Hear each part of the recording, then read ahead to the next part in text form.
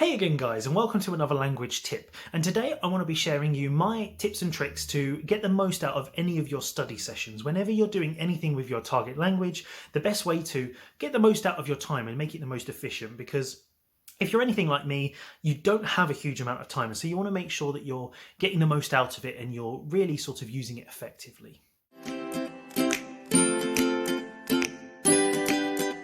This has come from a lot of conversations I've had with students where they're often asking me, when I'm doing this particular activity, what should I do? You know, I'm watching TV, should I use subtitles? Shouldn't I use subtitles? Should I search for the words? Shouldn't I search for the words when I'm reading? All of that kind of stuff. And really, it's important to remember that you can't do everything. Okay, so that's my first tip, is really, you can't do everything.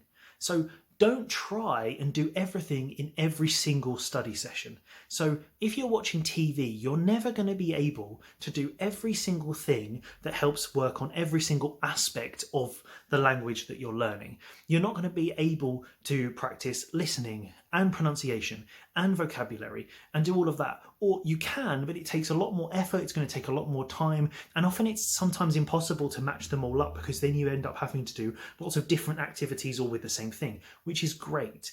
So my second tip, really along the same lines, is really just break it down and decide exactly what you're trying to get out of the particular activity that you're doing.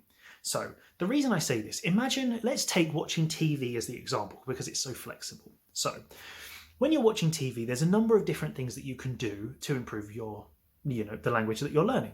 You can just watch it to improve your listening, so listening to it to see if you can understand all of the different words.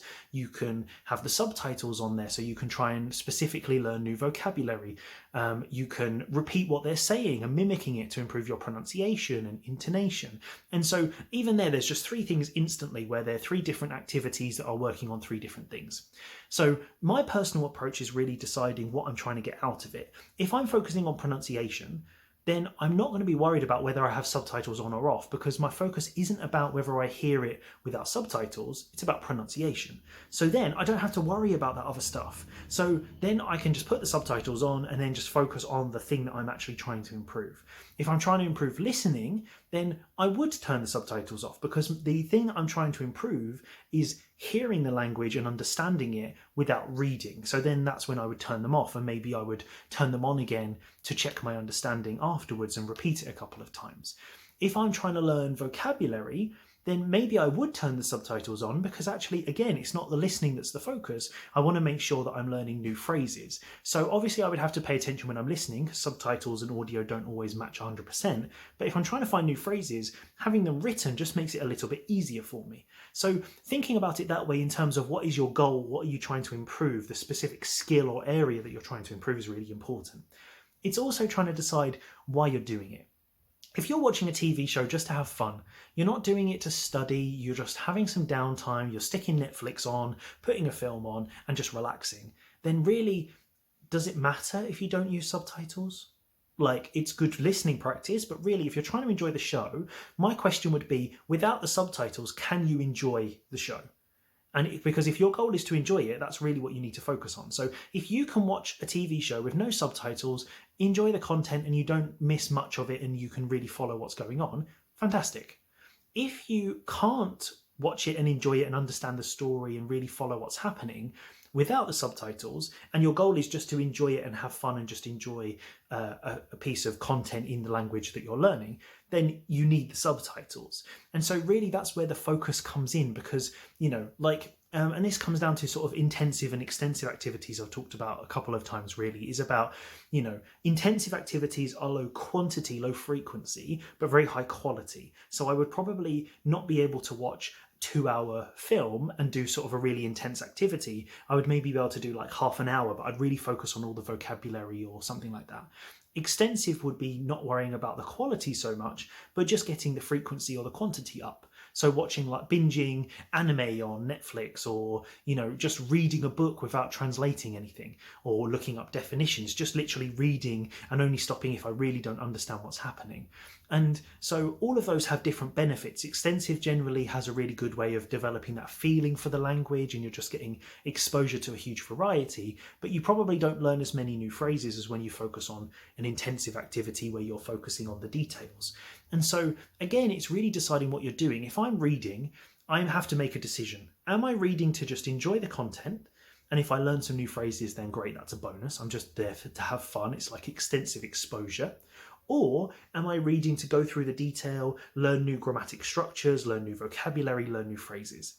Because if I'm doing those, the way that I read and the things that I'll do when I'm reading are very, very different. And so really, I can't give you a one-stop shop for every single activity. That's not really what this tip is all about. It's really about you deciding what you want. And say, for example, you're trying to improve listening. Then you need to figure out, with the activity that you're doing, what can you do to improve your listening? How can you make it better? So turning off subtitles will make it better because you really have to focus on the sounds. If you're trying to learn vocabulary, then maybe putting subtitles on makes it better. And that's really the important thing here, is you don't have to think, I'm an upper intermediate, I'm an advanced student, so I shouldn't use subtitles. Subtitles are there and they serve a purpose at a particular time. It's also the same as translating to your native language. A lot of people have this thing that once they get to a certain level, they think, I need to do everything 100% in that language, I shouldn't be translating. And yes, I would actually say at the lower levels that should be what you do, and you shouldn't really translate, or you should avoid it as much as possible. At the higher levels, actually, sometimes I've had it where I know a phrase, I understand it, and then I see the translation in the subtitles. Maybe I've got both languages up at the same time. I see it and I think suddenly there's like a light bulb goes off and go, so that's where I would use that in English. And I understood the Italian, for example, but I never made the connection with the particular phrase that I would use in English. And so that translation has actually benefited me. So again, it's not saying you should never really rule anything out. Subtitles are not the enemy. Translating is not the enemy. It's really about just figuring out what it is that you're trying to achieve and then focusing on that. And so if you do that, you will have to do lots of different things, and you might end up watching the same video or reading the same text multiple times, but to do multiple things. And then that also then increases the repetition, which means you're more likely to learn vocabulary, etc., etc. So my advice generally is just, before you sit down to do anything, either decide what you want to do, reading or watching or listening, for example, and then just decide what your purpose doing that is. So I decide I'm going to listen to music, and my purpose is to relax and have fun. So in that case, I turn the music on, I sit back, and I don't worry about whether I understand everything.